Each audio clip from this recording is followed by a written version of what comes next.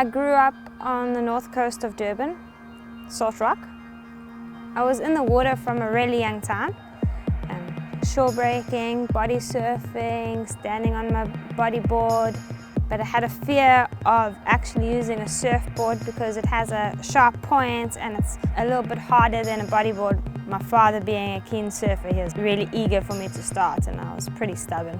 I withheld it for a month and I was like, I'm not using it, sat in the corner of my room. And yeah, I went to the beach one day and I brought it with, and yeah, I didn't turn back since then.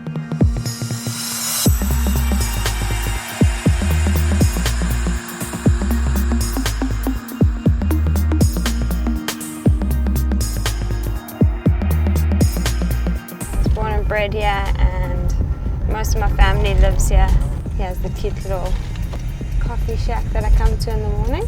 Where's Anne? She's in there already. They're all in there.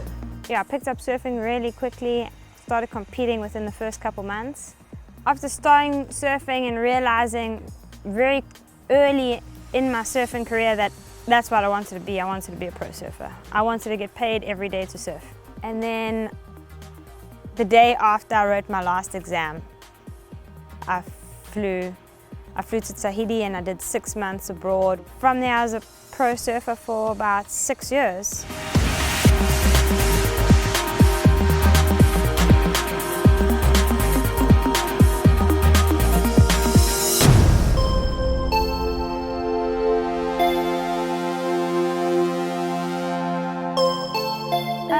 A couple personal things happened.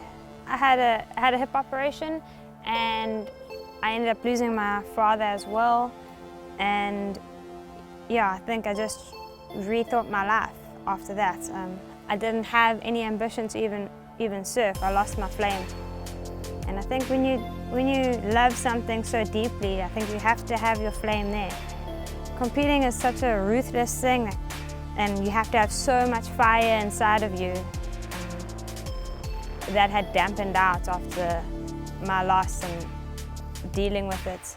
I was cooking abroad on boats and I was away from my family. After I'd gone through this loss and I wanted to find that spark again, I was like, that's what I'm gonna do.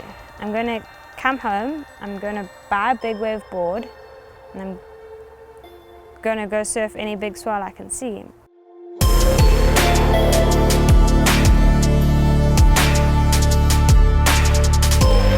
A lot of people ask about what the feeling of it is catching these big waves.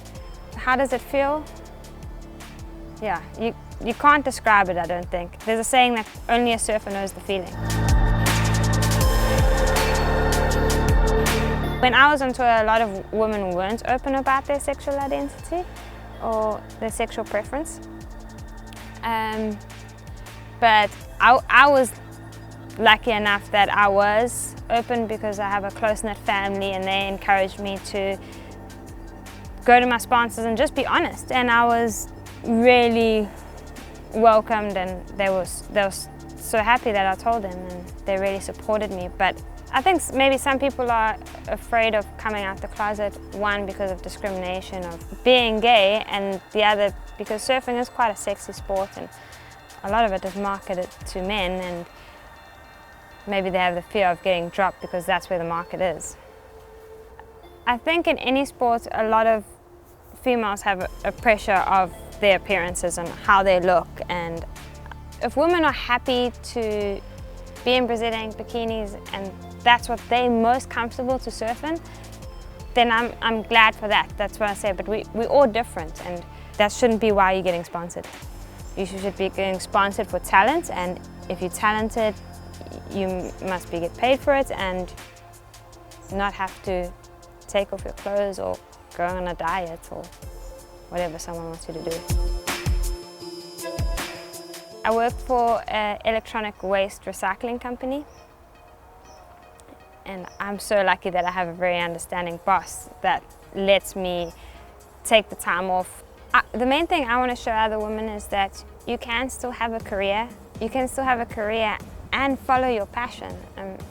Big wave surfing, I don't earn any money out of it, but it's what I love to do. It's what makes my soul tick. It sets me on fire.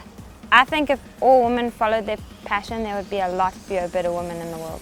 Because women can be quite mean to each other. I want to see all women be inclusion activists, include each other. We're all in this together.